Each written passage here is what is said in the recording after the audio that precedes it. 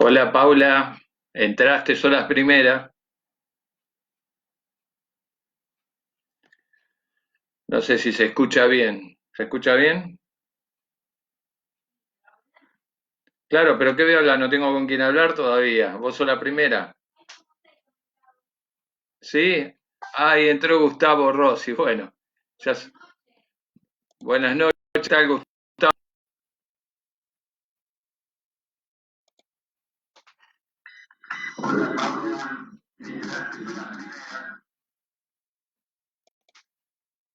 Hola, Gustavo, ¿qué tal? ¿Cómo va?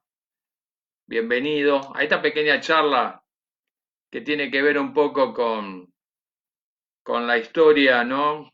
Y con esto que estamos pasando en la actualidad, que es una pandemia y la manera en que esta generación lo toma. Bienvenida Isabel. Este, la idea es charlar un poco al respecto porque generalmente esta sociedad, esta generación está un poco asustada por este fenómeno del coronavirus, por este fenómeno de esta pandemia. Y no es la primera vez, no es la primera vez que el mundo y que la Argentina pasa por algo así. A lo mejor para nuestra generación esto es lo primero, aunque en realidad, como les voy a contar en minutos, no es la primera vez, pero sí es la manera en que uno lo está viviendo algo totalmente novedoso y dentro de todo, a pesar de cómo la estamos viviendo, estamos transitando momentos históricos. Así que le doy la bienvenida también a Andrés, que se suma a esta charla. Y, y bueno, la idea era esa, charlar un poco sobre nuestra historia, sobre nuestro pasado.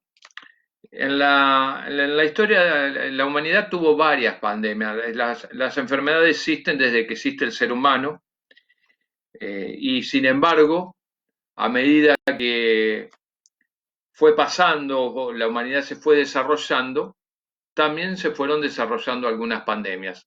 La historia registra grandes enfermedades que nosotros las podemos encontrar en el libro con el nombre de las famosas pestes, pero que verdaderamente causaron estrago en la humanidad. Son muy conocidos los testimonios que aún se preservan sobre la peste bubónica o la peste negra en Europa y la gran mortandad que existió a raíz de eso. Pero si nosotros nos acercamos al Río de la Plata, lo que es América, lo que van a ser las provincias unidas del Río de la Plata o la República Argentina y específicamente San Nicolás, vamos a hablar principalmente de epidemias que sufrieron, que fue la viruela, en menor lugar la peste bubónica y también el cólera. Y así es como, entrando ya de lleno en el contenido de lo que es esta pequeña charla de historia, nosotros tenemos que imaginarnos cómo era el sistema sanitario de la Argentina para hacer frente a las distintas enfermedades que, que existían en ese momento, porque las enfermedades hoy en día nosotros estamos un poco asustados por la rapidez con que se transmiten, con la rapidez con la que se difunden. Pero esta rapidez está dada también por la dinámica del ser humano del siglo XXI. En siglos anteriores no había una sociedad tan dinámica, los medios de transporte no eran tan rápidos, de manera tal de que el ser humano para transitar largas distancias tardaba días y meses, y esos días y meses también hacía que las epidemias llegaran con mucho más tardanza. Hoy en día asistimos a que alguien puede cruzar el mundo en 12 horas y consigo llevar un virus. Y esto hace que todo sea mucho más rápido y nos sorprenda. Pero volviendo a nuestro país, a lo que es Argentina, Argentina tuvo algunas epidemias importantes que dejaron rastros y que fueron productos de pandemias. El sistema sanitario argentino surgió para aquellos que podían pagar, es decir, antes que existieran los hospitales como nosotros hoy los conocemos, la gente, había médicos particulares y la gente los contrataba y se atendían en su domicilio. Y las enfermedades las atendían en el domicilio del enfermo y ahí estaba el enfermo. Lógicamente que esto era para quienes podían pagarlo. Los más humildes no podían pagar un médico y acá aparece en la escena social un personaje que va a ocupar un aspecto importante en aquellas sociedades que hoy nosotros peyorativamente nos reímos y todo cuando hablamos de los curanderos o las curanderas. Pero así es como los curanderos van a atender a los sectores de la población que no podían pagar un médico, con otros métodos, no con el método científico que utilizaba aquel que había estudiado en una universidad como era un médico, sino con una mezcla de misticismo, una mezcla de hierbas naturales y todo el entorno que el curandero aplicaba a una enfermedad va a ser aplicado a los sectores más pobres de la sociedad. O sea que por un lado tenemos, por ejemplo, en San Nicolás había 3 médicos y los 3 médicos iban en sulkis o caballo a atender a los pacientes que requerían su auxilio y le podían pagar. El resto de la sociedad no podía pagar y eran atendidos por este caso por los curanderos. Odontólogos, para que se den una idea, en 1899 había uno solo en todo San Nicolás. Así que miren ustedes cómo se tratarían las dolencias. Estamos hablando de una Argentina donde se podía morir de una infección una persona, no se había todavía desarrollado ni inventado la penicilina. Entonces las enfermedades que hoy a nosotros nos parecen sumamente tontas porque con una operación se sanan, como una apendicitis, antes te ocasionaba la muerte, o una infección, te podía ocasionar la muerte. Entonces este sistema de salud de las Provincias Unidas del Río de la Plata, de la Argentina, que nace con la Constitución del 53, no estipulaba un espacio para la salud pública. La salud estaba dada para quienes podían pagarlos y después la salud de los pobres estaba a cargo de las beneficencias, de la sociedad de damas de beneficencia o de aquellos sectores pudientes que con su limosna mantenían los lugares que van a crearse con el tiempo para curar y tratar ciertas enfermedades. San Nicolás es un caso donde se puede ver todo esto porque a partir del año 1868, cuando se está desarrollando la guerra del Paraguay, llegan el cólera a esta ciudad. Algunos dicen de que venían contagiados por los soldados o los heridos que llegaban de la guerra del Paraguay. Hay relatos de historiadores que hablan de que era muy común arrojar cadáveres con el virus del cólera para contaminar el agua en las ciudades costeras durante esa guerra, pero la cuestión es que el cólera llega a San Nicolás y causa gran cantidad de mortandad. No tenemos los datos de cuántos muertos hubo por el cólera, pero si uno recorre el cementerio de San Nicolás, en la parte más antigua, es decir, pasa por el ingreso principal, las dos grandes columnas del ingreso principal y se desvía hacia la derecha, hacia la zona de la ruta 21, ahí se va a encontrar con la parte antigua del cementerio y si uno entra a caminar por por un sendero que hay una fila de farolitos, se va a encontrar con monumentos y lápidas a los muertos de cólera, que aún son testimonio de esas grandes enfermedades. 1868 se desarrolla eso. Bueno, quiero darle la bienvenida a todos los que se sumaron, a Graciela Andrés, a Hermelindo Candia, a Diego Porras, a Cacho Sterzer, Sara Ferrieri, Gustavo Rossi, Alicia Spines, todos, muchas gracias por estar aquí compartiendo esto. Y bueno, les decía, 1868, primera epidemia de cólera, causa gran mortandad en San Nicolás, y inmediatamente la ciudad no se repone de esto, la cantidad de muertos es muy grande. En esa época la iglesia no permitía incinerar los cadáveres, se sepultaban, así que aún así la persona podía contaminar. Tenemos que saber que el virus del cólera, en el año, a partir de 1854, se conoce de que era una bacteria que estaba, que se trasladaba de la contaminación de las napas de los pozos de agua por el Pozo Negro. Bueno, San Nicolás no tenía servicio de cloacas. En una misma casa estaba el Pozo Negro y estaba el Pozo del Agua o aljibe. Y esto también produjo una gran mortandad. Y en el medio de esto, la sorprende la ciudad sin las medidas de infraestructura básica como es el agua corriente. Pero apenas pasan 2 años y en 1870, 1871 comienza a producirse los primeros casos de fiebre amarilla, que es otra cosa, es una enfermedad producida por un mosquito de la familia de la Aedes aegypti, pero también se echa la culpa, por la ignorancia de las personas, a quienes habían regresado de la guerra del Paraguay. Fue tal el caos que se produce por la epidemia de fiebre amarilla en Buenos Aires que en ese momento Sarmiento abandona en tren junto con 70 funcionarios el gobierno para dirigirse hacia Mercedes, hacia un lugar donde podía respirarse más tranquilamente la paz y la tranquilidad, porque estas enfermedades siempre atacan donde hay muchísimas personas. El hacinamiento contribuye a la difusión rápida del virus. Y esto lo vemos en la historia. Y ahí es cuando comienza a tomarse conciencia de la necesidad de tener hospitales para tratar a la gente, porque los médicos particulares no daban abasto para atender a tantas personas.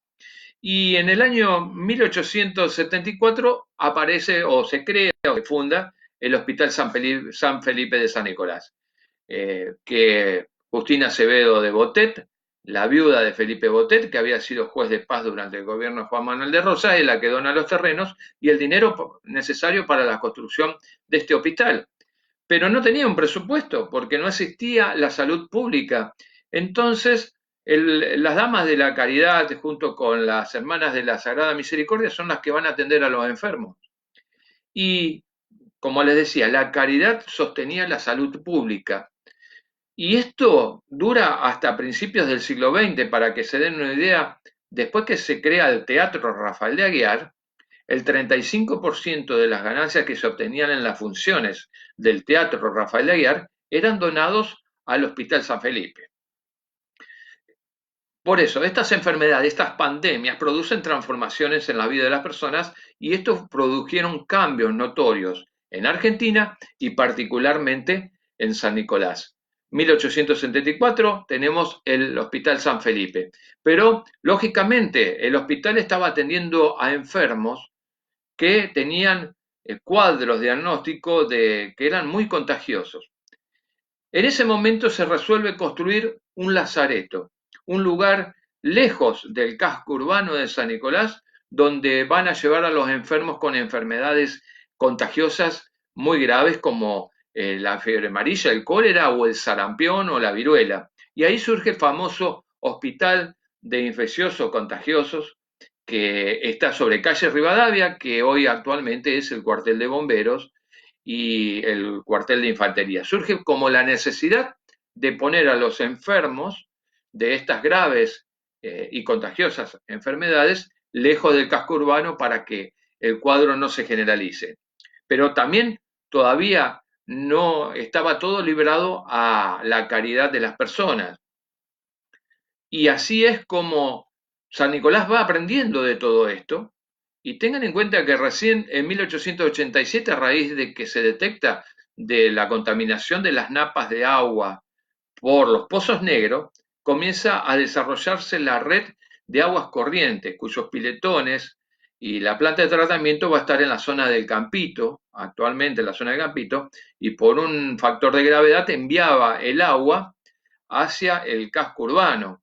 Eh, Así que de esa manera se van eliminando los pozos negros, porque la gente también, cuando vio que no podía consumir el agua del pozo negro porque se producía este tema del cólera, comenzaron a comprar agua a los vendedores ambulantes. Y acá aparece un personaje, Gregorio Badía, o Moricante, un personaje conocido de la historia de San Nicolás, que tenía un carro y que andaba vendiendo agua del río que la gente lo utilizaba para tomar.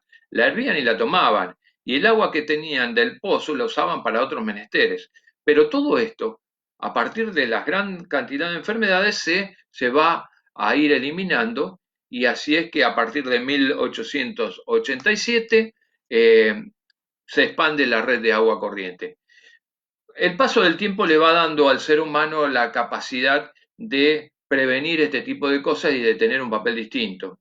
Y así es como en 1910 San Nicolás pasa a tener una asistencia pública, perdón, a partir de 1919 pasa a tener una asistencia pública donde el Estado ya tiene un presupuesto de salud y hay un médico principal. Pero a principios del siglo XX, la Argentina fue asolada por una enfermedad, una pandemia muy importante que fue la influenza o la fiebre española, como le dijeron mucho, que fue una gripe muy fuerte que causó enorme mortandad. Aquí en San Nicolás, antes de que se produjera esta más gran mortandad, fue tal el pánico que tenían a las enfermedades, porque generalmente cuando alguien moría en ese San Nicolás antiguo, conocido entre todos, el cortejo fúnebre pasaba frente a la iglesia, que es la actual iglesia catedral, que comienza a ser reconstruida a partir de 1855, se termina en la década de 1880, y se tocaban las campanas. Las autoridades municipales sabían de que esto producía enorme dolor en la gente que escuchaba las campanas, sabían de que alguien había muerto y se creaba toda una sensación de, de, de lástima, de inseguridad, de miedo, de temor, de tristeza, hasta le ordenaron al sacerdote que deje de tocar las campanas cada vez que pasaba un féretro con una persona por su frente. Bueno, como les decía, la influencia o la gripe española va a producir enorme cantidad de muertos. Eh, yo tengo una cifra aquí para darle de la cantidad de muertos que produce en esa Argentina. Cerca de 15.000 personas mueren en la Argentina por esta gripe. Y los curanderos, que atendían a los más pobres, lo atendían con remedios caseros. Y los médicos lo atendían con medicinas elaboradas para tal fin, pero no alcanzaban para todos. Entonces, evidentemente, el curandero viene a cumplir ese rol. Hay tratados y hay escritos que se han encontrado de cómo trataban una gripe, con paños, con vino carlón, con mucho calor para matar la enfermedad. Es decir, los curanderos tenían su tratamiento que no era científico. Bueno, le damos la bienvenida a la gente que se va sumando, a Yolanda, a Abel, a Jorge, Ponte, Evangelina, Rosana y Angie. Bueno, y, y esto va progresando. La Argentina, San Nicolás va teniendo un presupuesto de salud, pero seguimos recibiendo pandemias. Aparece la poliomielitis, que era terror que causaban a los más chicos, les decían de que si no se vacunaban podían llegar a quedar en silla de ruedas y se producen esas campañas. Y muchas de esas campañas, de esas tareas de vacunación, se hacían en las farmacias, los farmacéuticos vacunaban, y si no, se iban al Hospital de Infecciosos y Agudos, que es el hospital regional sobre calle Rivadavia, y ahí se hacían estas campañas de vacunación tan pero tan fuertes. Ya en el siglo XXI, nosotros ya tuvimos una pandemia que nos estamos olvidando, que fue la gripe A o el H1N1, que para que ustedes se den cuenta, en ese momento, cuando se produce ese tipo de enfermedad, hubo 626 muertos en la Argentina. 626 muertos, y no estaba TN diciéndonos la cantidad de muertos que había con un relojito. Y nosotros no habíamos tomado las medidas que hoy tomamos. Lógicamente esto es totalmente distinto, pero no debemos olvidar de que apenas en el 2009 hubo también una pandemia que llega a nuestro país y va a producir ese tipo de mortandad. Bueno, son las 8:20, no sé si quieren preguntar algo, la idea es un poco hablar sobre nuestra historia y tener presente de que todas las enfermedades, todas las pandemias producen transformaciones sociales, económicas y por ende políticas. Aquí en la Argentina hizo de que la salud pública fuera tomada en forma más importante, se destinaran presupuestos, los hospitales dejaran de estar librados a la caridad de las personas y que se organizaran sistemas de salud, sistemas de vacunación y viene toda la política de prevención. Después de que el Estado interviene, comienzan a aparecer en nuestra ciudad las clínicas privadas. La primera clínica privada es la clínica San Nicolás, en pocos años después de que se crea la asistencia pública que hoy nosotros le llamamos Centro de Medicina Preventiva. No sé si tienen alguna preguntita.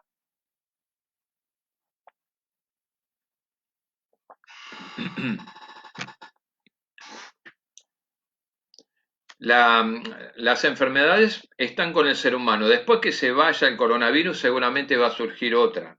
Evidentemente, porque también tenemos que ver qué intereses están detrás de todo esto en el negocio de la salud, que verdaderamente es triste decirlo, pero que existe o que se genera por una enfermedad. Las enfermedades generan negocios por los insumos médicos, por el presupuesto, por el protagonismo, por los recursos económicos que se otorgan hacia un sector u otro, por los laboratorios que venden, que producen, por los investigadores que desarrollan todo tipo de medicamentos y vacunas. Evidentemente es así. El siglo XXI es un siglo muy especial. El coronavirus va a transformar para siempre las sociedades. Va a haber, en este momento hay en discusión en el mundo dos posturas. Una que habla de que la sociedad que va a quedar después del coronavirus va a ser una sociedad más solidaria, de trabajo en conjunto, de compartir conocimientos, de desarrollar vacunas, de que se sociabilice todo lo que se sabe y se conoce y el tratamiento y que las sociedades van a ser más unidas. El otro punto de vista dice que estas pandemias generan mayor individualismo. Las sociedades se cierran, no hay participación, ni se comparten conocimientos, ni hay solidaridad. La falta de solidaridad es algo que se genera por el propio sistema y a veces uno no se da cuenta y está inmerso en ese sistema social, económico y político y la falta de solidaridad es una característica de eso. ¿Qué gobierno comienza con la salud pública? Me pregunta.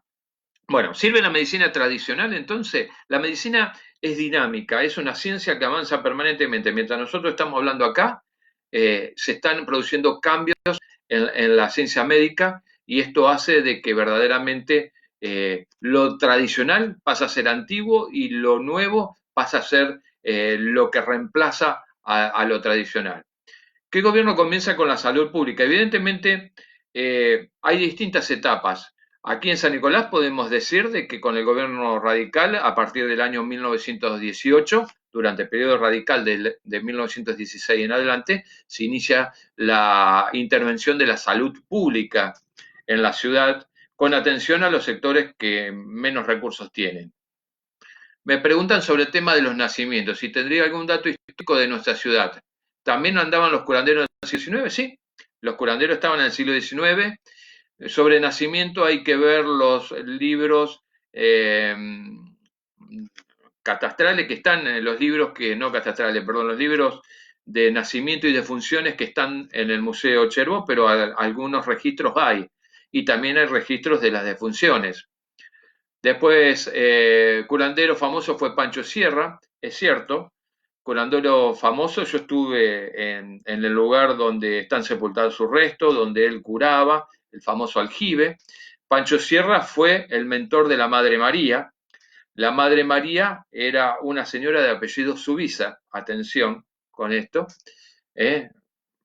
Porque tengo entendido que fue familiar de la familia Subiza de aquí de San Nicolás, y fue la Madre María la mentora de Hipólito Yrigoyen. Si uno ve la película de la Madre María, va a haber una conversación muy interesante que tiene con Hipólito Yrigoyen, al cual le recomienda que no vaya por un segundo mandato porque iba a ser traicionado.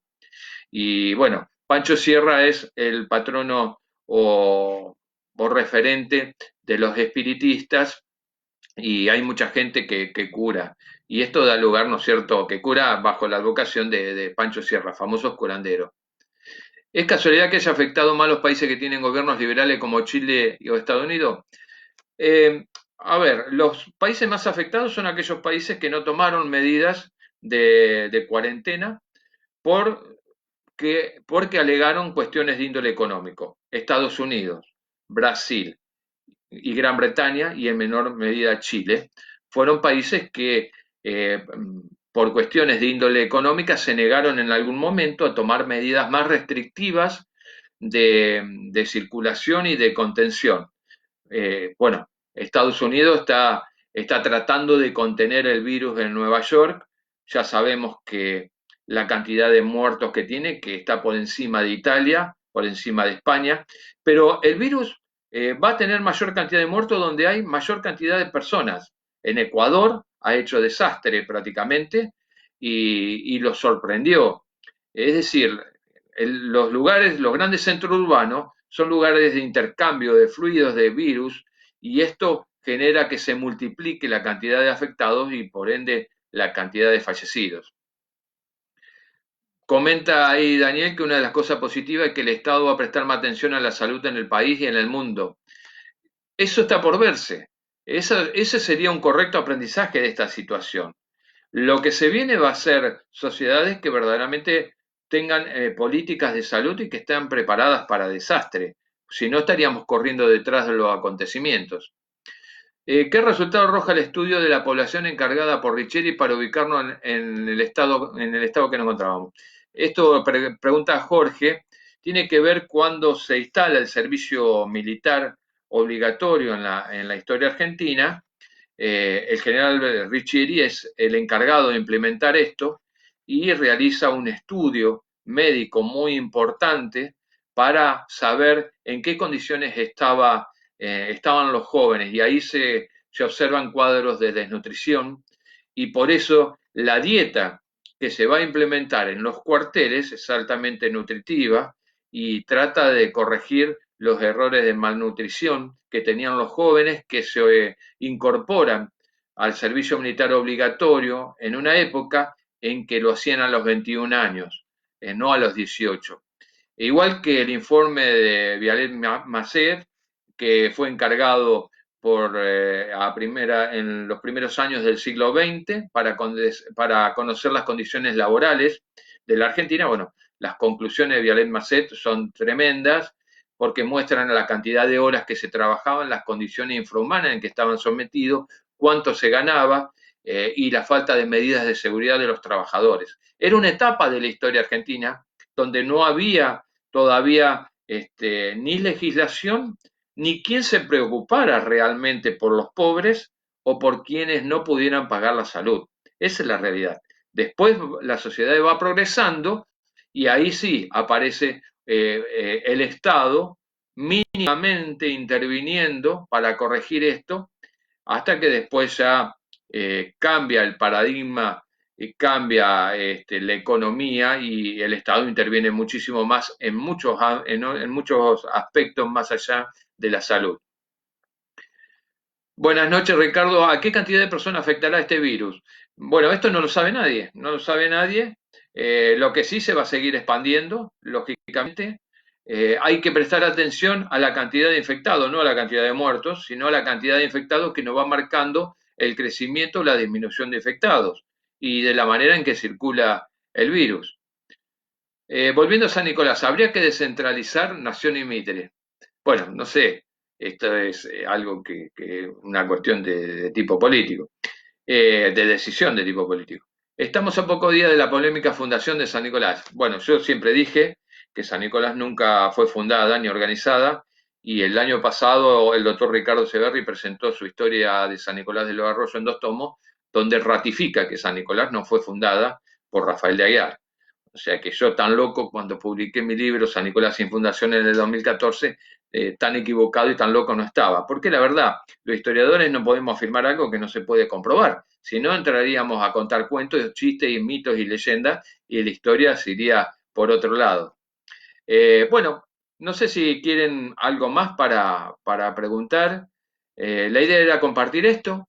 No se olviden de que a las 21 tenemos que dedicar un aplauso a los trabajadores de la salud, de la seguridad, del transporte, a los que mantienen las líneas de producción de alimentos para que no nos falte nada. Es un humilde reconocimiento a aquellas personas que están exponiéndose para que nosotros estemos más seguros.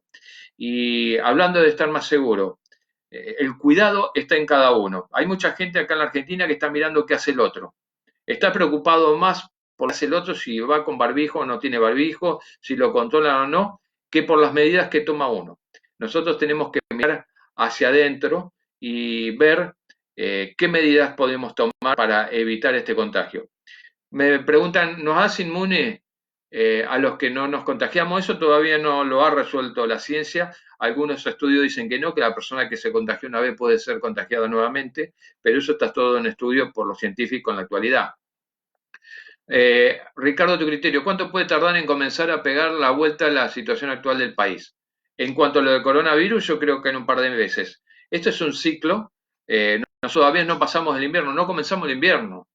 Y en el invierno muchísimas personas mueren por gripe, porque tienen trastornos respiratorios.